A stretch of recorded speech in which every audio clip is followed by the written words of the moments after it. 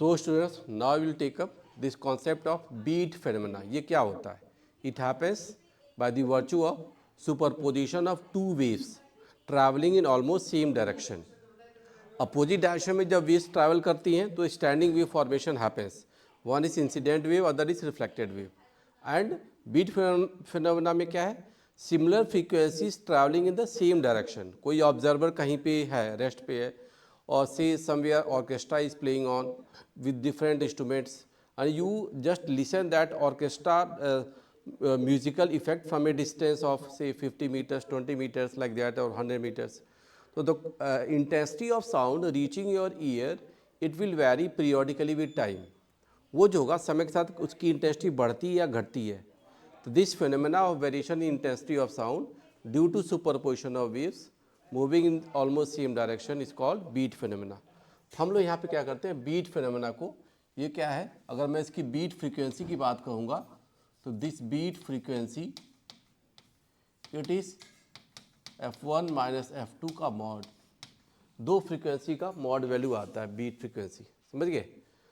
तो meaning that जब whenever two waves, जैसे आप ध्यान दें, suppose there is a one speaker, there is other speaker sound source, these two sound sources say S1 and S2, they create a sound of frequencies F1 and F2, they reach some observer। ये किसी observer को reach कर रही हैं, this is the observer, say it is creating frequency F1 and it is creating frequency F2। तो this observer, ये जो observer आपके पास है, तो this observer will get the intensity of sound, इसको जो आवाज़ सुनाई पड़ेगी उसकी जो एवरेज फ्रीक्वेंसी सुनाई पड़ेगी, it is F1 plus F2 by 2, ये सुनाई पड़ेगी F1 plus F2 by 2 average frequency. दोनों का अलग अलग नहीं, नेट इफेक्ट आपको इसको सुनाई पड़ेगा। और इसमें जो बीट फ्रीक्वेंसी आएगी, beat frequency it is mod of F1 minus F2। इसका मैग्नीट्यूड हम लोग लेते हैं। हाउ डज इट हैपन, क्या इसका इम्पैक्ट है वो हम लोग देखेंगे। तो पहले तो फेनोमेना की बात करो। कई बार इंस्ट्रूमेंट्स में म्यूजिकल साउंड में झंकार बीट्स की बात करें, आवाज़ जा रही है, अचानक उसमें इंटेंसिटी कम हो जाना, पीरियोडिकली कम होना और ज़्यादा होना, that phenomena is called beat phenomena, correct. तो इसमें जो वेव्स आएंगी जो ऑब्जर्वर को पहुंच रही हैं, suppose it is for y1 and it is y2, तो y नेट की बात जो मैं कहूँगा it is y1 plus y2 दोनों का सम होगा। y1 का इक्वेशन मैं क्या ले सकता हूँ, देखो, it is a sine kx minus omega 1 into t, ऐसे मैं लिख सकता हूँ। दूसरी वेव जो जा रही है उसका इक्वेशन लिखूंगा a sine k x plus omega t, sorry minus omega t, this value is again minus omega t, sine k x ना minus omega 2 into t, because both are going in the same direction. बस frequency उनकी ऐसे F1 F2, because we know omega 2 that sorry that will be 2 pi f2, and यहाँ से आप देखोगे क्या, omega 1 से हम क्या पाएंगे, omega 1 is equal to 2 pi f1, ये वैल्यूज आती हैं। तो वहाँ this two waves they superimpose, जब ये सुपर इम्पोज करेंगी तो नेट इफेक्ट आपका ऐसा आएगा। अब देखो दोनों वेव्स के जो एम्पलीट्यूड होते हैं y1 y2 के जो एम्पलीट्यूड ऑसिलेशन है, they may be equal, they may be different, हमेशा इक्वल हो कोई ज़रूरी नहीं है, but for the sake of convenience I am taking them as equal. तो वाई नेट की वैल्यू क्या होगी, देखो आप, sine c plus sine d, क्या हो गया 2a sine c plus d by 2, तो क्या हो गया कॉस के एक्स ना, sine c plus d by 2। अगर आप यहाँ पे करोगे तो ये जो टर्म आ गया आपका 2a साइन के एक्स, ये वाला टर्म आ गया, और फर्दर क्या वैल्यू होगी omega 1 plus omega t, omega 2 by 2। अब आप देखोगे यहाँ पे k x 2a sine k x sine c plus d by 2, तो ये आ गया फर्दर ये टर्म, और इसमें क्या आ जाएगा प्लस या माइनस टर्म यहाँ पे आएगा। ये जो टर्म आपको देखोगे तो this value will B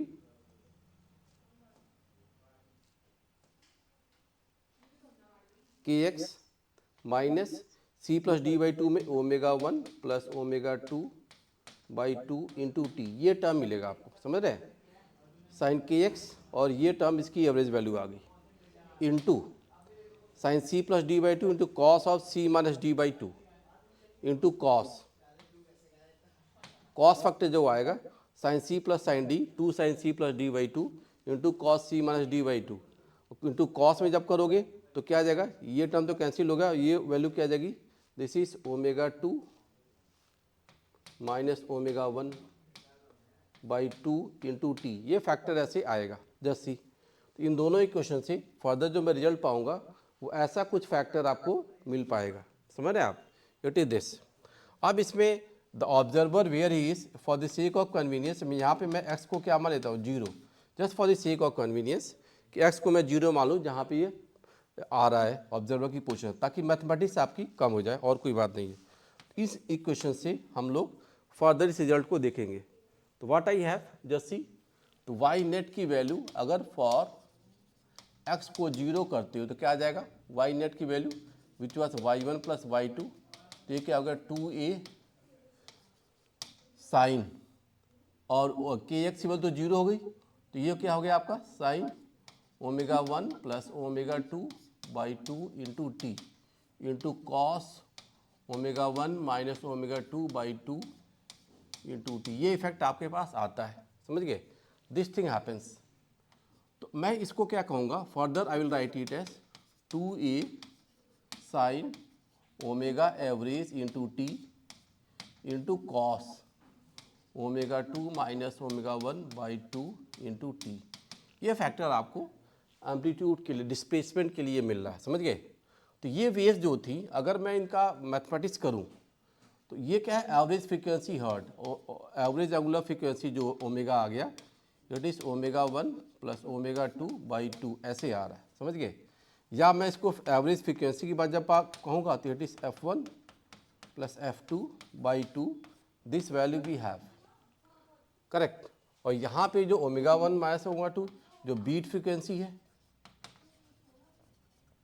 if you see for that term, तो ये जो टर्म यहाँ पे आपको मिल रहा है जब देखिएगा, तो ये तो आ रहा है F2 माइनस F1 का मॉड, ये बीट फ्रिक्वेंसी तो क्या होता है, ये वैल्यू आती है, ये यहाँ पे बाई टू फैक्टर है, तो बाई टू फैक्टर क्यों आया, इसको भी हम लोग रिलेट करेंगे, इसको भी हम लोग देखेंगे वाई इट इज़।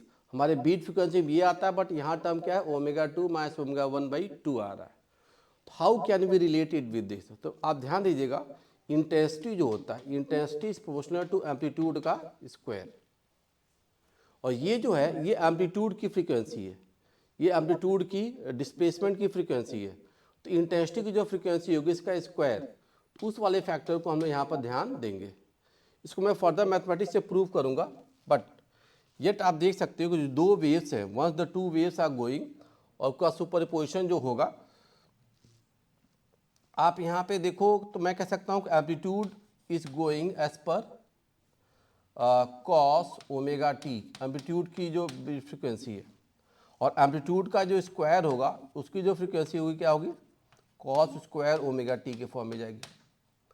तो कॉस स्क्वायर ओमेगा टी का जो टाइम पीरियड होता है, इसका टाइम पीरियड टी डैश, वो क्या हो जाएगा, टी बाई टू होगा, पहले के टाइम पीरियड का हाफ होगा, हाफ होगा तो इसकी फ्रीक्वेंसी जो हो जाएगी एफ डैश, वो टू एफ वैल्यू आएगी। तो यहाँ पे देखो, यहाँ पे omega two minus omega one by two था, तो उसका डबल वैल्यू आ जाएगा, तो एम्पलीट्यूड का square. Why so it happens, because जैसे मान हम कह दें हमारे पास कोई साइन फंक्शन है या कॉस फंक्शन है, जैसे साइन फंक्शन इसे आ गया, तो आप देखो साइन टी वर्सेस टी में जो फंक्शन है, इसका टाइम पीरियड देखो आपका क्या है, टी है, लेकिन मैं साइन स्क्वायर टी अगर लूँगा, if I take sine square t, तो साइन स्क्वायर टी में देखो टाइम पीरियड जो होगा इसका, ये स्क्वायर हो जाएगा ना ऐसे, इट गॉट स्क्वायर्ड, तो time period is made half, तो फ्रीक्वेंसी इसकी एफ डैश होगी वो टू एफ हो जाएगी।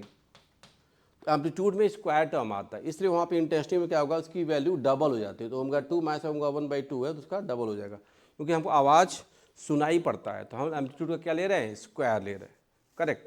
तो ये थोड़ा सा आइडिया रखना कि omega two minus omega one by two, इसका डबल इम्पैक्ट क्यों आ रहा है, बिकॉज साइन स्क्वायर फंक्शन में time period is half and amplitude gets time period is half, so the frequency is doubled, ठीक है। तो बीट फ्रीक्वेंसी यहाँ पे ऐसा क्यों आया, इसको हमने यहाँ पे प्रूव किया, करेक्ट। अब फर्दर देखिए, once we have this values, तो इसमें सुपरपोजिशन होता कैसे है? तो सपोज आई से मेरे पास कोई एक वेव है जैसी, तो this wave is going like this, ये कोई फ्रीक्वेंसी f1 की वेव ऐसे जा रही है। तो आप देखें y वर्सेस t में f1 फ्रीक्वेंसी की वेव ऐसे जा रही थी। दूसरी वेव अगर आप लेते हो, it also goes like this.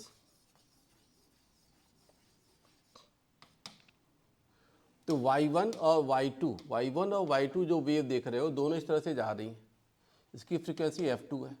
तो जो रिजल्टेंट आएगा इसका, if I see the resultant, amplitude is here also a, amplitude यहाँ भी आपके ले लो, आप a ले लो, प्लस a माइनस a में तरफ जा रहा है। तो व्हाट यू सी, दोनों की फ्रीक्वेंसी एग्जैक्टली मैच नहीं कर रही, लेकिन आप थोड़ा देखोगे से यहाँ देखो तो what you find here, a का मैक्सिमा a का मिनिमा ओवरलैप कर रहा है कंडीशन में। फिर देखो यहाँ पे तो a का मैक्सिमा a का मिनिमा ओवरलैप कर रहा है कंडीशन में, समझ रहे ना? तो ऐसी चीज़ आएगी। अगर ये मैं यहाँ भी इसको भी ले गया उधर से, तो आप यहाँ भी देखते हो तो a का मैक्सिमा a का मिनिमा ओवरलैप कर रहा है। तो अगर मैं इन दोनों से नेट एम्पलीट्यूड यहाँ पे y नेट की बात करता तो क्या आता, the result would have been like this. ये देखिएगा यहाँ पे 0 हो गया, ये 0 हो जाएगा, समझ गए? बीच में एम्पलीट्यूड बढ़ेगा, बीच में एम्पलीट्यूड बढ़ के फिर से क्या हो जाएगा 0, फिर से बीच में एम्पलीट्यूड ऐसे बढ़ के ऐसे आ जाएगा, इट गोस लाइक दिस। अब बीच में जो आप देखो तो ये एम्पलीट्यूड दोनों का मिलकर 2a हो गया। तो यहाँ देखिएगा दिस इज हियर, इसके अंदर ही है, लेकिन ये थोड़ा सा यहाँ पे 0 होना चाहिए था, थोड़ा सा मैं दिखाने के लिए बस चेंज कर रहा हूँ, टिक दिस। तो ये बीट फ्रीक्वेंसी की बात कहता है। तो पीरियोडिकली मैक्सिमा या मिनिमा क्या करते हैं, अपनी वैल्यू को वेरी करते हैं।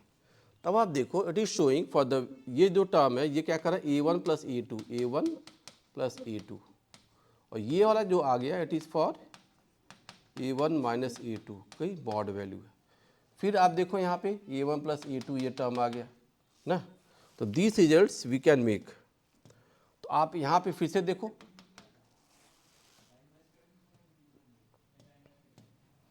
तो यहाँ पे आप देख रहे हो तो ये क्या हो गया a1 प्लस a2, यहाँ पे क्या हो गया a1 प्लस a2 आ जा रहा है। यहाँ फिर से देखिए तो ये क्या हो गया a1 प्लस a2, एम्पलीट्यूड कहाँ पे ये जुड़ जा रहा है, this factor we can see ना। तो थोड़ा ध्यान देना। तो ये एम्पलीट्यूड यहाँ पे आप देख रहे थे a1 प्लस a2, यहाँ पे क्या आ गया आपका, this is a1 minus a2। तो ये पीरियोडिकली क्या करता है, फ्रीक्वेंसी वेरी करता है।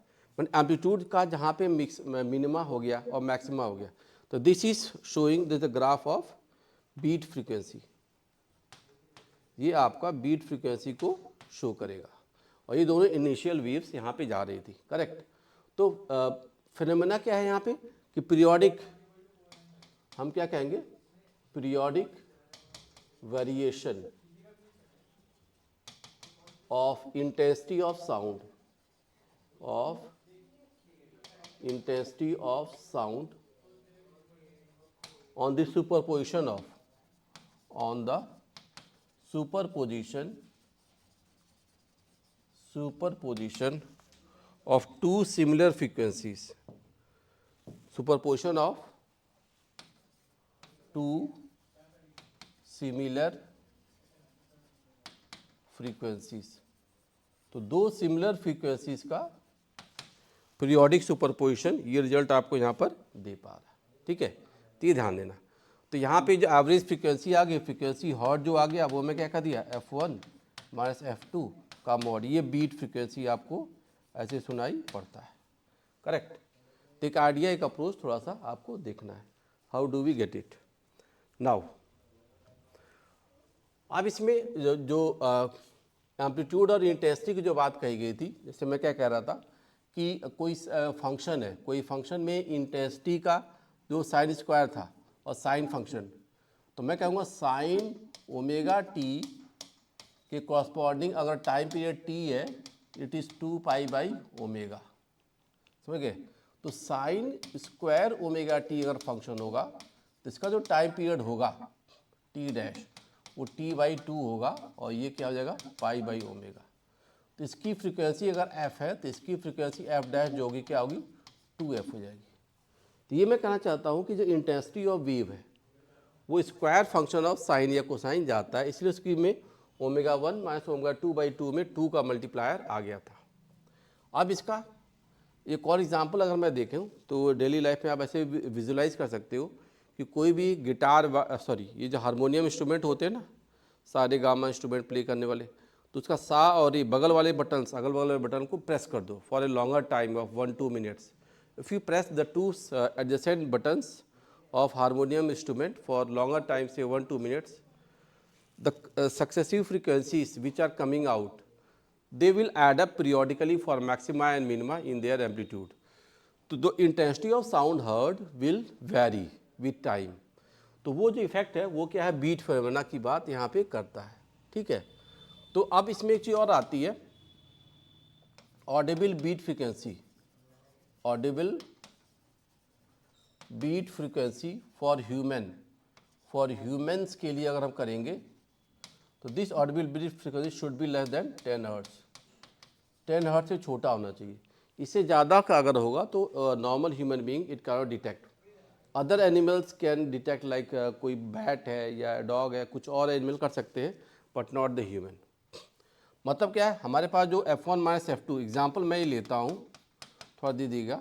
If I say F1 frequency is 400 hertz और F2 frequency जो आपके पास आ गई 404 hertz है, these are the two frequencies causing for beat phenomena। तो यहाँ पे मैं कहूँगा कि एवरेज फ्रीक्वेंसी जो सुनाई पड़ेगा उसको F1 plus F2/2 that is 400 plus 404/2 it is 402 hertz। ये वैल्यू मिल जाएगी एवरेज फ्रीक्वेंसी। और बीट फ्रीक्वेंसी जो सुनाई पड़ेगा उसको, this beat frequency and that will be 404 minus 400 का मॉड वैल्यू ले लो and this will come out to be how much, 4 hertz. तो 4 हर्ट्ज इसकी क्या आ जाएगी, बीट फ्रीक्वेंसी। मतलब इसके कॉरस्पॉन्डिंग अगर टाइम इंटरवल देखोगे तो delta T will be 1/4 seconds. तो 1/4 सेकेंड में the intensity of sound will get periodically maximum and minimum. तो उसके कॉरस्पॉन्डिंग हम टाइम इंटरवल भी देख सकते हैं, कितने समय बाद वो नेक्स्ट मैक्सिमा या नेक्स्ट मिनिमा आएगा। तो ये एक तरीका आपको बीट फ्रिक्वेंसी में ध्यान देना है, ठीक है। और परसिस्टेंट, ये 10 हर्ट्ज की बात मैं क्यों कहा, अगर ये कहीं पे वैल्यू आता 12 हर्ट्ज 15 हर्ट्ज बीट फ्रिक्वेंसी में, तो that human beings they can not get the impact. क्यों? क्योंकि ये जो वैल्यू आती है 10 हर्ट्ज वाली,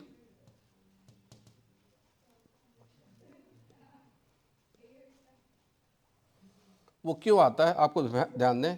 डेल्टा टी इस 1/10 सेकेंड, ये है persistence of human ear, persistence of human ear. मतलब ह्यूमन ईयर पे if some sound is going and hitting the ear drums, it remains there for minimum of 1/10 second. मतलब आवाज़ कान पे गई और उसको ब्रेन ने एनालाइज किया, तो that time interval for the nervous system to analyse it with the brain, that is 1/10 second. इससे कम टाइम इंटरवल अगर होगा तो उसकी difference between the two sound voice हम नहीं जान सकते। इसलिए इसका बीट फ्रिक्वेंसी की लिमिटेशन क्या है नॉर्मल ह्यूमन बीइंग में, that should be less than 10 hertz. और कॉरस्पॉन्डिंग इसका टाइम इंटरवल भी हम लोग देख सकते हैं। नाउ फर्दर इफ आई से, मान लो कहीं पे एग्जांपल मैं ऐसा लेता हूँ जहाँ पे क्वेश्चन में ऐसा आ जाए, इससे F1 frequency is 600 hertz and F2 frequency is 602.5 hertz, ऐसा आ गया। अब इसकी जो बीट फ्रीक्वेंसी आ गई, तो बीट फ्रीक्वेंसी जब यहाँ पे देखोगे दैट विल बी 2.5 हर्ट्ज। अब क्या होगा, तो फ्रैक्शनल फ्रीक्वेंसी सुनाई पड़ेगी क्या? क्या मुझे आवाज़ आधी अधूरी सुनाई पड़ेगी? नो। तो यहाँ पर हम क्या करेंगे, we will go for time interval. The time interval will be 1/2.5, तो 1/5/2, तो ये इंटू 2/5, तो क्या होगा 0.4 सेकेंड्स। मतलब फ्रैक्शन में हम क्या देख लेंगे कि after what time interval the maxima will again happen, तो नेक्स्ट मैक्सिमा जो होगा 0.4 सेकेंड के बाद होगा, उसके पहले नहीं आएगा। तो आधी अधूरी आवाज़ नहीं होती है, but that thing will see कि after how much time next maxima और मिनिमा इज हैपनिंग। तो वो phenomena of waxing or waning of sound at regular time interval due to two similar frequencies called beat frequency, और उसका result हमने यहाँ पे ऐसे दे दिया। अब इसी में एक बार कुछ और क्वेश्चंस में जो आते हैं, that happens with tuning fork. Tuning fork में, ट्यूनिंग फॉर्क जो इंस्ट्रूमेंट होता है, ट्यूनिंग फॉर्क इंस्ट्रूमेंट देखो ऐसा होता है, it is made of steel, its stem and prong like this। इस पर some frequency is always mention, say here mention frequency is 500 hertz, means once I hit the prongs on the rubber pad it will create the humming sound of this frequency. इस tuning fork पे दो concept दिए जाते हैं, filing and waxing. These phenomena are created. Filing means mass is removed. Mass is removed from the tuning fork. मास को remove करते हो तो यहाँ पे फ्रीक्वेंसी क्या करती है, राइज कर जाती है। वैक्सिंग में मास एडेड, मास एडेड, कोई मास हम यहाँ पे ऐड करते हैं। किसका मास ऐड करते हैं, वैक्स का, नॉर्मल वैक्स, मतलब आपने मोल्टन फॉर्म में वैक्स को ऐड कर दिया, तो वैक्स इज एडेड, यहाँ पे फ्रीक्वेंसी क्या होती है, घट जाती। तो this two phenomenas are created also in the tuning fork for filing and waxing. Accordingly हमारा फ्रीक्वेंसी घट बढ़ जाता है ट्यूनिंग फॉर्क में। ये इंस्ट्रूमेंट और उसकी ये चीज़ है, थोड़ा ध्यान देना। नॉर्मल वो उसका फ्रीक्वेंसी इतना था, तो मे बी आफ्टर फाइलिंग जो होगा, ये जो ट्यूनिंग फॉर्क था, it can create the frequency 504 hertz कर जाए, और यहाँ पे वैक्सिंग में जब करते हो तो this frequency can be 496 hertz. तो this thing can happen. Waxing and filing का कॉन्सेप्ट भी आप ध्यान देंगे for the tuning fork, correct. इसके साथ भी कई बार क्वेश्चन पूछे जाते हैं, और किसी इंस्ट्रूमेंट की नोन फ्रीक्वेंसी को हम लोग देखते हैं। That thing also happens for the tuning fork.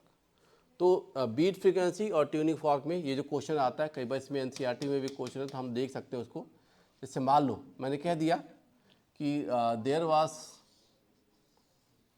A tuning fork, this tuning fork, and this tuning fork has a frequency of 400 hertz, और कोई अननोन साउंड था, ये कोई साउंड सोर्स था, इसके साथ इसने बीट फ्रीक्वेंसी दिया, beat frequency of 6 hertz. Suppose this was the tuning fork, this is the unknown sound source, it created the frequency of 6, a beat frequency of 6 hertz, ठीक है। ये कोई unknown source था, this was the unknown source, जिसके साथ उसने 6 hertz की frequency दी। अब मुझे इसकी फ्रीक्वेंसी निकालनी है। अब आपको 600 जब आया तो इसके दो ऑप्शन हो सकते थे। इसकी जो फ्रीक्वेंसी के दो ऑप्शन क्या आ सकते थे, 6 बड़ा या 6 छोटा। It can be 406 hertz, and it can be also, just see, 394 hertz, 6 बड़ा या 6 छोटा, दोनों वैल्यूज आपको यहाँ पर मिल सकते थे। Now what next we can do? अब इसमें एक स्टेप और करना पड़ेगा। If after filing of tuning fork, filing of tuning fork करने के बाद अगर मान लो जो बीट फ्रीक्वेंसी है after filing, the beat frequency it became 5 hertz. कितना हो गया, 5 हर्ट्ज। फाइलिंग के बाद, मिनिमम अमाउंट ऑफ फाइलिंग के बाद बीट फ्रीक्वेंसी बिकेम 5 हर्ट्ज। तो what is that unknown frequency, अब आपका यहाँ पे क्लैरिटी बन जाएगी। तो देखो आफ्टर फाइलिंग जो ट्यूनिंग फॉर्क में बीट फ्रीक्वेंसी आ रही 5 हर्ट्ज, तो दो ऑप्शन थे। फाइलिंग करने पे तो ट्यूनिंग फॉर्क की फ्रीक्वेंसी बढ़ गई, तो 400 से एक बार फ्रीक्वेंसी बढ़ा। तो अब आप देखो अगर बढ़ता है, यहाँ पे थोड़ा ध्यान देना, अगर फ्रीक्वेंसी इट इज़ इंक्रीजिंग, तो दिस ट्यूनिंग फॉर्क की जो फ्रीक्वेंसी थी, अगर इसको मैं फाइलिंग कर रहा हूँ तो अगली फ्रीक्वेंसी क्या आ जाएगी इसकी, ताकि इसकी बीट फ्रीक्वेंसी क्या बने, केवल 5 बचे। तो ये क्या हो सकता था, 401 हर्ट्ज ना, 401 हर्ट्ज, करेक्ट।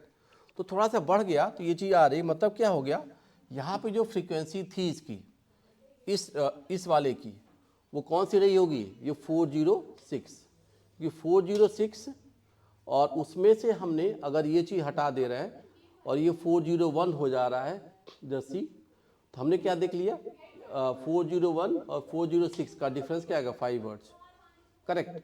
तो यहाँ पे अगर 5 हर्ट्ज आ रहा है तो हम कह देंगे कि यहाँ पे जो अननोन सोर्स था, अननोन सोर्स, उसकी फ्रीक्वेंसी क्या थी, 406 हर्ट्ज, क्योंकि उससे कम हो गया। अगर हमने ये कह लिया तो किससे गलत होता, अगर हम 394 कहते तो 394 और ये 401 तो क्या आ जाता, 7 हर्ट्ज आता ना, इसलिए हमारा ये 7 हर्ट्ज वाला गलत हो जाएगा और केवल 406 वाला सही होगा। तो filing and waxing of tuning fork के कॉन्सेप्ट से वी कैन गेट कि हमारा क्वेश्चन में क्या रिजल्ट सही होगा, 394 क्यों नहीं होगा, क्योंकि अगर 394 होता और यहाँ पे फाइलिंग कर दे 401 तो इसका डिफरेंस कितना आता, 7 हर्ट्ज का आता, 7 hertz is not matching year, correct. तो हम इस साले क्वेश्चन में कॉन्सेप्ट अप्लाई करके देख सकते हैं। It was for the beat phenomena.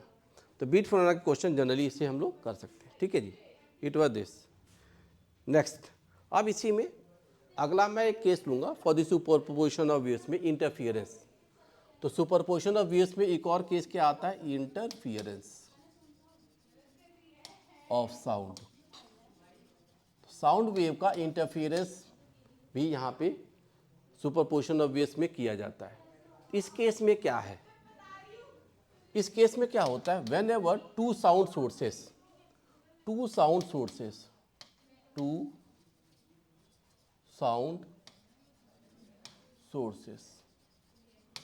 Sound sources, कैसे, sound sources must be coherent, some coherent sound sources. Coherent sound sources क्या होते हैं, they have constant phi with time के साथ कांस्टेंट फेज डिफरेंस होता है ना। तो coherent sources generally they originate from same source, they originate from same source, इसको हम लोग कोहेरेंट सोर्स कहते हैं। मतलब एक टीवी के 3-4 स्पीकर जो होंगे दे विल बी कोहेरेंट, दो डिफरेंट आइडेंटिकल टीवी के speakers they will not be coherent. तो source must be same, source same होगा तभी हम उसको क्या कहते हैं, कोहेरेंट सोर्सेस। तो जब कोहेरेंट सोर्सेस आते हैं तो कोहेरेंट सोर्सेस में जैसे मान लो मैंने क्या दिया, दिस द स्पीकर, ये हमारे पास कोई म्यूजिक सिस्टम है हमारे पास, this the music system and the second speaker. तो आप देखिए this are the two speakers, one is S1 other is S2, ये हमारा स्पीकर सिस्टम ऐसे लगा हुआ है। एंड इन दोनों से जो आवाज़ की इंटेंसिटी आ रही है, तो मे बी कि जैसे मान लो ये दोनों स्पीकर्स थे तो इन दोनों ने इंटेंसिटी आवाज़ किसी ऑब्जर्वर को यहाँ पे दी, इसकी जो इंटेंसिटी आ रही थी I1 मान लो 100 यूनिट्स में था, दूसरे वाले की जो इंटेंसिटी I2 थी वो 400 थी। How much it was, 400, 1 is 100 other is 400। तो इसको जो सुनाई पड़ेगा, मैक्सिमम इंटेंसिटी जो सुनाई पड़ता है, अगर this observer is walking in the vicinity of the two sources, he finds the maximum intensity heard here is 100 plus 400, 500 हो गया, 500 plus 4 900 आया, 900 वाट पर मीटर स्क्वायर। एक्चुअल में जो इंटेंसिटी ऑफ साउंड होता है, this intensity of sound, intensity जो होता है it is watt per metre square. क्या होता है, watt per metre square. Intensity of sound is watt per metre square. तो अगर 100 और 400 थे तो इसको कितना सुनाई पड़ता है, 900। और किसी अगली जगह पे मान लो नहीं दोनों यहाँ पे मीट किए, here somewhere here they are meeting, फिर से ऑब्जर्वर आया तो विसिनिटी में इसको मिनिमम जो साउंड सुनाई पड़ा वो क्या सुनाई पड़ा, 400 में 100, तो ये सुनाई पड़ा आपको 100 ओनली पर मीटर स्क्वायर। तो मैक्सिमा देखो, maxima is happening more than their sum and minima is also happening lesser than the sum, lesser than their difference. तो दिस फिनोमेना ऑफ इंटेंसिटी, जैसे ये देखो तो ये क्या हो रहा है 900 और ये क्या हो गया 100। तो जहाँ पे इंटेंसिटी री एडजस्ट करती है, एक नई मैथमेटिक्स चलती है, डायरेक्ट प्लस या माइनस नहीं हो रहा है। तो this phenomena of rearrangement of intensity of sound hertz is called interference, तो आपका ये जो इफेक्ट होता है काफ़ी यूज़ किया जाता है in the instruments producing sound like TV, radio या एनी म्यूजिक सिस्टम स्पीकर्स में this concept is being used. तो कैसे इसको अप्लाई किया जाता है that also will see in the question. इसको भी हम क्वेश्चन में देख सकते हैं हाउ डज इट हैपन कि इंटेंसिटी ऑफ साउंड को हम यहाँ पे कैसे कोरिलेट कर पाए। ठीक है जी।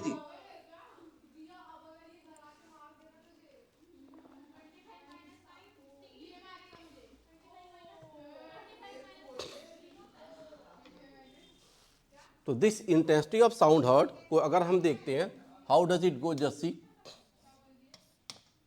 ये था हमारा, ये कोई स्पीकर है और ये दो स्पीकर ऐसे आ गए थे, ये कोई हमारा म्यूजिक सिस्टम था।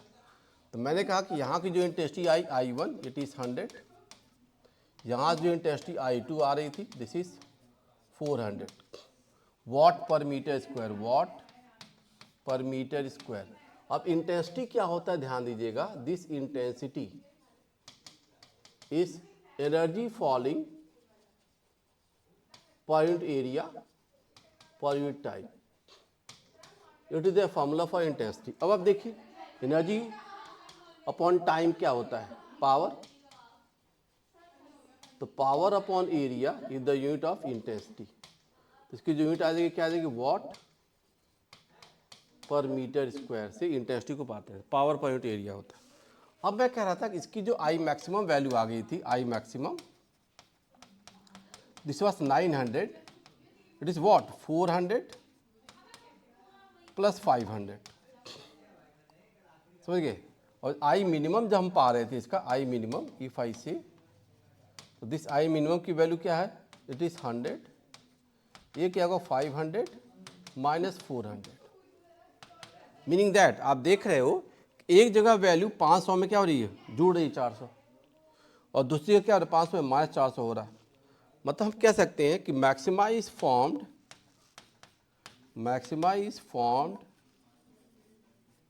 Eight the cost of minima. Maxima is formed at the cost of minima. तो मैक्सिमम इंटेंसिटी जो हो रही है वो मिनिमा के कॉस्ट पे हो गया, मतलब कोई बहुत रिच हो गया तो कोई पुअर हुआ, एनर्जी रिमेज कंजर्व्ड। तो यहाँ पे इंटेंसिटी का जो फार्मूला चलता है for the interference, it is I1 plus I2 plus 2 under root I1 I2 cos phi। तो this formula is for intensity of the sound wave. तो साउंड वेव की जो इंटेंसिटी आती है उसमें जो फार्मूला हम लोग लिखते हैं दिस। अब देखो ये अर्थमेटिक सम अगर होता तो केवल I1 प्लस I2 होता, बट दिस टर्म, जो टर्म आ रहा है it is called interference term. इसी को हम क्या कहते हैं, इंटरफेरेंस टर्म। तो ये इंटरफेरेंस टर्म जो होता है यही बताता है कि इंटेंसिटी हमारी कब मैक्सिमम या कब मिनिमम की वैल्यू ले पाएगा, करेक्ट। तो थोड़ा ध्यान दीजिएगा, दिस टर्म यही बताता है कई बार मैक्सिमम या मिनिमम का। तो ये क्यों 500 में प्लस 400 हुआ या माइनस 400 हुआ, depends on the condition cos phi की वैल्यू क्या हो जाए हमारी, +1 हो जाए या -1 हो जाए। तो अकॉर्डिंगली अगर मैं आई मैक्स की बात करूँगा, आई मैक्सिमम की जब बात करूँगा, दिस इम्प्लाइज इस फार्मूले में cos फाई क्या हो जाए, +1 हो जाए। This implies that I maximum जो होगा that is I1 plus I2 plus 2 under root I1 I2। This value I max को मैं फर्दर क्या कह सकता हूँ, this is equal to under root of I1 plus under root of I2 का whole square. This value you can see ना, under root of I1 plus under root of I2 का whole square में ये result आपको मिलेगा, ठीक है ना। तो ये चीज़ हम लोग देख सकते हैं, under root of I1 plus under root of I2 का होल स्क्वायर। अब आप देखो तो कैसे, under root of 100 plus under root of 400 का स्क्वायर क्या हो गया, 10 प्लस 20 का स्क्वायर दैट इज 900। अब ऐसे आई मिनिमम पे जाओ आप, I minimum what we have under root of I1 minus under root of I2 का whole square, because here what happens, cos phi value is -1 ना। तो अब आप देखो क्या हो गया, under root of 100 10 minus 20 under root of 400 का स्क्वायर, तो क्या हो गया 10 का स्क्वायर इज 100। तो इंटेंसिटी यहाँ पे ऐसे आ जाता है। तो इंटरफियरेंस फिनोमेना जो होता है, आप देखो यहाँ पे वो वैल्यू जो इंटरफियरेंस टर्म था, तो हम कहेंगे कि this interference is based on conservation of energy principle। किस पे काम करता है? It is based on conservation of energy principle। Energy redistribute होती है, maximise formed at the cost of minima. कोई नया इसमें कोई मैजिक नहीं है, बट एनर्जी का रीडिस्ट्रीब्यूशन हो रहा है, वहाँ से हम रिजल्ट कर पाते हैं। ठीक है जी। तो इंटेंसिटी ऑफ साउंड और ये दिस इंटरफेरेंस फिनोमेना दोनों जगह होता है।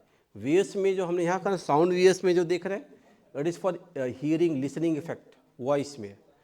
इन the 12th class optics there we see visual effect, तो वहाँ पे दिखाई पड़ता है। तो वेव करेक्टर में this interference is the important property कि they go for the interference ना, तो ये ध्यान देना। Now if you have this thing कि हमारे पास मैक्सिमा और मिनिमा आ गया, तो इसकी एक और कंडीशन मैं पार्ट डिफरेंस से देख सकता हूँ। क्या?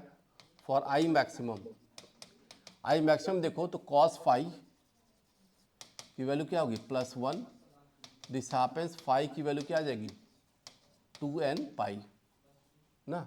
और फाई को हम लोग as per the wave question क्या लिख सकते हैं 2 pi by lambda into delta x, phase difference को, ये हो गया 2n पाई विच इम्प्लाइज। अब देखो डेल्टा एक्स की वैल्यू क्या होगी, डेल्टा एक्स की वैल्यू अगर यहाँ से चेक करोगे तो this value is L lambda. तो डेल्टा एक्स की वैल्यू एन लैम्डा जो हो गया, तो ये फॉर मैक्सिमा आ गया। और एन की वैल्यू अब क्या डाल दोगे 0 1 2 3 एंड सो ऑन। तो डेल्टा एक्स की वैल्यू फॉर मैक्सिमम के लिए जो पार्ट डिफरेंस आएगा, ये वैल्यू क्या है 0 lambda 2 lambda 3 lambda and so on. इस पर हमको मैक्सिमम इंटेंसिटी मिलेगी। मतलब अगर किसी in a big hall there are 2 speakers of different intensity, तो उनसे 2 स्पीकर से ऑब्जर्वर के पहुंचती हुई लाइन का जो पाथ डिफरेंस अगर 0 लैम्डा 2 लैम्डा हो तो क्या होगा मैक्सिमम मिलेगा। ऐसे फॉर मिनिमा अगर हम जाते हैं, आई मिनिमम इंटेंसिटी के लिए जब जाओगे तो यहाँ पे cos phi it becomes -1, this implies phi equal to 2n - 1 into pi equal to 2 pi by lambda into delta x. तो फेज डिफरेंस और पार्ट डिफरेंस को हम ऐसे रिलेट करते हैं। Delta x is the path difference, ध्यान देना delta x is what, it is the path difference. इसको हम अप्लाई कर लेते हैं। If I see like this, तो यहाँ देखो पार्ट डिफरेंस क्या आ गया, there I see delta x की वैल्यू क्या है 2n - 1 इंटू लैम्डा बाई 2। तो ये वैल्यू क्या आ जाएगी lambda by 2, lambda by 2, 3 lambda by 2, 5 lambda by 2 and so on. Integral multiple of odd multiple of lambda by 2, ये जो होंगे मिनिमा के लिए आएंगे। तो आपकी इंटेंसिटी 100 और 900 के बीच में सब कुछ मिलती है। Some time the path difference can be lambda by 3, lambda by 4, lambda by 6। तो accordingly we get all possible intensities for the sound wave. तो साउंड वेव में this phenomena it is called interference. तो interference के effect में भी similar pattern सुनाई वाली बात यहाँ पे पड़ेगी। और that thing is used in the musical instrument और टीवी वगैरह में बताया स्टीरियो जो साउंड होते हैं, तो उस सब में यही इफेक्ट किया जाता है। अब आपने कोई एक अच्छा मान लो कि हॉल थिएटर बनाना है जहाँ पे कि you have to place the, you are engineer, you have to place the chair, तो chair shall be placed at the position where the 2 sources they create intensity maximum. You will create a gallery where no observer is sitting, where the 2 intensity का जो net effect आ गया वो minimum आ जाए। Path difference is lambda by 2, 3 lambda by 2 like that. You can create the rose of maximum intensity position and rose of minimum intensity position. तो आपको chair कहाँ रखनी है, गैलरी कहाँ रखनी है, इन ए गुड लेक्चर हॉल और एम्फी थिएटर कहीं पे भी ये इफेक्ट आप लोग क्रिएट कर सकते हैं। तो this is the phenomena for interference. और इसके पीछे और भी कुछ मैथमेटिक्स है, मोर इन डिटेल कैसे एम्पलीट्यूड जुड़ता है, all that also we can see कि क्यों आया, but till now for this case we can have. तो ये था आपका interference of the sound. Interference of sound में जो वैल्यू हमने लिखी है जैसे इंटेंसिटी में, एक्चुअल में क्या होता है कि इंटरफियरेंस को अगर देखो तो ये कहा जाता है कि इंटरफियरेंस में इंटेंसिटी जुड़ने से पहले क्या होता है, एम्पलीट्यूड जुड़ते हैं। इंटेंसिटी जुड़ने से पहले एम्पलीट्यूड जुड़ते हैं। तो कोहेरेंट सोर्सेस में जब हम बात कर रहे थे तो यहाँ पे एक वैल्यू आती थी आई की वैल्यू क्या आती, half rho v omega square a square. Further लिखो तो क्या लिखोगे, हाफ रो वी ओमेगा हो गया 2 पाई एफ का स्क्वायर इंटू ए स्क्वायर। तो फॉर कोहेरेंट सोर्सेज जो आएंगे, for coherent sources, coherent source क्यों लेते हैं, कोहेरेंट सोर्सेज, जब कोहेरेंट सोर्सेज की बात करते हैं तो हम लोग क्या कहते हैं, the whole term rho v frequency they remain constant. Density of medium constant हो गया, स्पीड ऑफ साउंड कांस्टेंट का, फ्रीक्वेंसी भी कांस्टेंट हो गई। तो for coherent sources all this values remain constant. तो हम क्या कहेंगे कोहेरेंट सोर्सेज के लिए, intensity is equal to k times a square. तो जो मैं इंटेंसिटी लिख रहा था I equal to I1 plus I2 plus 2 under root I1 I2 cos phi. अगर आप देखो तो हम लोग यहाँ पे intensity is proportional to amplitude का स्क्वायर, तो मैं क्या कह सकता था, आप देखिएगा तो k times a square equal to k times A1 square plus k times A2 square plus 2k times A1 A2 cos phi. ये टर्म आएगा आपका if the sources are coherent. K1 K2 value same आ गई, because I will write it as I1 equal to k times A1 square, I2 क्या लिखूंगा k times A2 square, we write it like this. तो यहाँ से आप क्या पाते हो, ए स्क्वायर की वैल्यू क्या आ गई, A1 square plus A2 square plus 2A1 A2 cos phi. अच्छा में देखो एम्पलीट्यूड में ये चीज़ आ गई, इंटेंसिटी से मैंने क्या देखा एम्पलीट्यूड, तो ऐसा लग रहा है कि ये जो टू वेव्स हैं उनके बीच का जो एम्पलीट्यूड है A1, दिस इज A2, इसका रिजल्टेंट A आ गया, दिस इज A। तो this A is at angular difference of phi, A का वैल्यू होगा, तो एम्पलीट्यूड पहले जुड़ रहा है और एम्पलीट्यूड जुड़ने के बाद हम इंटेंसिटी की बात कर रहे हैं। तो it is a net result, समझ रहे हैं ना, स्क्वायर जो कर रहे हैं। तो यहाँ पे हम ये कह सकते हैं इंटरफेरेंस में पहले क्या जुड़ता है, एम्पलीट्यूड, उसका स्क्वायर होकर फिर इंटेंसिटी मिलती है, direct intensity, they are not adding up. All this concept they define the thing for interference, ठीक है ना जी। तो ये एक आइडिया आप यहाँ पे क्रिएट कर सकते हो।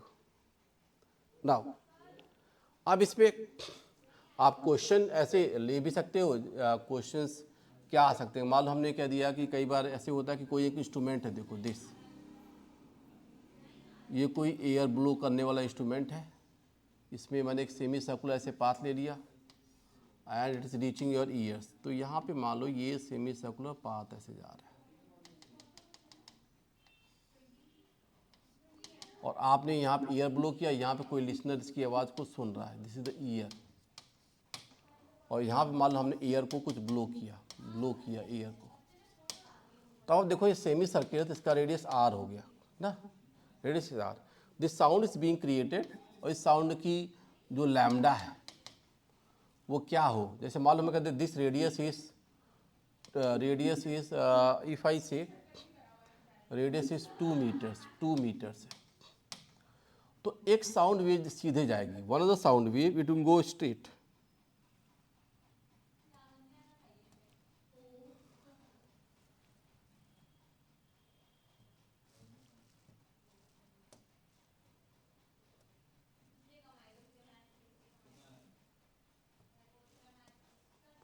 तो मैं ये कह सकता हूं कि जो वेव जा रही यहां से यहां तक जाएगी, एक वेव ऐसे जाएगी सीधे,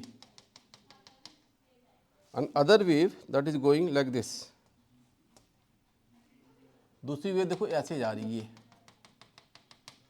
तो इन दोनों का जो पार्ट डिफरेंस आ गया, सेमी सर्कल मानते हो, दिस डिस्टेंस इज 2r और ये डिस्टेंस कितना आ गया, पाई आर। फॉर ईयर पे EAR है, ईयर पे अगर मैक्सिमा सुनाई पड़े तो पाथ डिफरेंस क्या होगी, देखो ये वाला पाथ छोटा होगा और जो कर्व से जाएगा वो लंबा पाथ होगा। तो हम ये कहेंगे यहाँ से जो पाथ डिफरेंस है पाई आर माइनस 2r की वैल्यू क्या हो जाए, लैम्डा हो जाए। For this only the result will correct. तो लैम्डा क्या होगा उसको हम लोग देख सकते हैं कि कितनी वेवलेंथ आ गई, या इस इंस्ट्रूमेंट का क्या रेडियस है, तो वेवलेंथ ऑफ साउंड क्रिएटेड, इसको हम लोग रिलेट कर सकते हैं। तो what I will say pi are minus 2r की वैल्यू क्या होगी लैम्डा, आर क्या है 2 मीटर्स, तो 2 टाइम्स 22/7 माइनस 2 की वैल्यू क्या होगी लैम्डा। तो लैम्डा ऑफ साउंड यही होना चाहिए, तभी आपको अच्छी क्लियर आवाज़ सुनाई पड़ेगी। तो दो इंस्ट्रूमेंट्स की डिज़ाइनिंग होती है, कोई भी ट्रम्पेट है न सैक्सोफोन है इंस्ट्रूमेंट्स, तो उसमें जो ऐसे कई बार कर्व पाथ भी क्रिएट किए जाते हैं, तो उस कर्व पाथ का रेडियस क्या है ताकि ये चीज़ आ जाए। तो अगर लैम्डा पता है तो रेडियस को डिफाइन कर लेंगे, या इससे वो चीज़। तो दिस थिंग हैपेंड कि किस इंस्ट्रूमेंट में किस फ्रीक्वेंसी का नोट प्ले किया जाए, क्या उसमें लैम्डा आ जाए, तो ऑल दिस हैपेंस। तो ये एक रिजल्ट आप ऐसे देख सकते हो, करेक्ट। नाउ सपोज अब इसमें मैं एक और क्वेश्चन ले सकता हूँ for the intensity of wave में, कि मान लो मेरे पास ये कोई स्पीकर है और इसके साथ अटैच्ड एक दूसरा स्पीकर भी था, and they both create a sound, और इसके साउंड का जो लैम्डा था, लैम्डा मालूम मैं कहता हूँ 2 मीटर्स है, ठीक है। एंड ऑब्जर्वर इज हियर, जिसको इस ऑब्जर्वर को जो मिला, इस ऑब्जर्वर को जो डेल्टा एक्स मिल रहा है इन दोनों से, this delta x is 3 metre, और एक बार बीच में मिला यहाँ पे कहीं पे एक ऑब्जर्वर को, इसको जो डेल्टा एक्स यहाँ पे मिल गया क्या है, ये आ गया 2 मीटर्स। तो जो इंटेंसिटी यहाँ पे क्या सुनाई पड़ेगी और इंटेंसिटी यहाँ पे क्या सुनाई पड़ेगी, this result we can find. तो अब आप देखो लैम्डा 2 मीटर है, तो डेल्टा एक्स की वैल्यू यहाँ पे क्या हो गया, डेल्टा एक्स तो लैम्डा हो गया, और ये क्या होगा 3 मीटर है, 3 मीटर क्या होगा 3 मीटर 3 टाइम्स लैम्डा बाई 2 है, तो लैम्डा बाई 2 का मल्टीपल आ रहा है 3 लैम्डा बाई 2, तो लैम्डा बाई 2 कितना आ गया आपका 1 इंटू 3 मीटर आ गया। तो अब आप देखो तो यहाँ पे मिनिमम इंटेंसिटी सुनाई पड़ेगी, और मान लीजिए इफ आई से the intensity here I1 was 100 and this I2, वही एग्जांपल लेता हूँ, से इट वाज 400, तो this intensity of sound here जो सुनाई पड़ेगा इसको, तो आई मिनिमम बात आएगी, तो क्या होगा ये 100 यूनिट्स आएगी। इस पर मैक्सिमा आएगा, तो मैक्सिमा आएगा तो 900 यूनिट्स, यहाँ क्या आ गया 900 यूनिट्स आ गया। ये आप ऐसे देख सकते हो, correct. This thing we have, ऐसे हम लोग रिजल्ट बना सकते हैं कई बार। जैसे मान लो हम ऐसे भी कह सकते थे कि इसका जो गैप है इतना आ गया था, इफ समवेयर कहीं पे और भी पोजीशन में देखता हूँ यहाँ पे, और यहाँ मान लो डेल्टा एक्स की वैल्यू जो था, अब आप देखिए if it is 1/4 metre, 1/4 metre, तो लैम्डा की वैल्यू 1/4 मीटर आ गया, तो जो फाई आएगा, फाई वो 90 डिग्री आएगा, समझ गए। बिकॉज फाई की वैल्यू क्या थी 2 pi by lambda into delta x, delta x में आपने क्या कर दिया लैम्डा बाई 4 कर दिया, 1/4 मीटर है ना यहाँ पे। अच्छा हाँ, यहाँ देखो ये 1/4 मीटर है, तो 1/4 मीटर जो हो गया, ये इसका लैम्डा बाई 8 आ गया, लैम्डा बाई 8 ना। तो वैल्यू क्या आ गया देखो 2 pi by lambda into lambda by 8, तो क्या आ गया π/4, ये क्या आ गया π/4, ये आ गया π/4, तो cos π/4, cos π/4 क्या होता है 1/√2। तो इस केस में जो इंटेंसिटी आएगी I equal to 100 plus 400 plus 2 under root I1 I2, तो 2 टाइम्स 200 cos phi इज 1/√2। तो ये टर्म आपको इंटेंसिटी यहाँ पर मिल सकता है। तो we get all the possible intensities between I maximum and minimum. तो ये दो केसेस मैंने आपको डिफाइन कर दिया फॉर द वेव्स, इसको कैसे हम लोग ले जाएंगे, ठीक है। One for interference, other for beat phenomena. Now after this we have the two things left, that is Doppler effect and echo sound, that I will do in the next class. Thank you.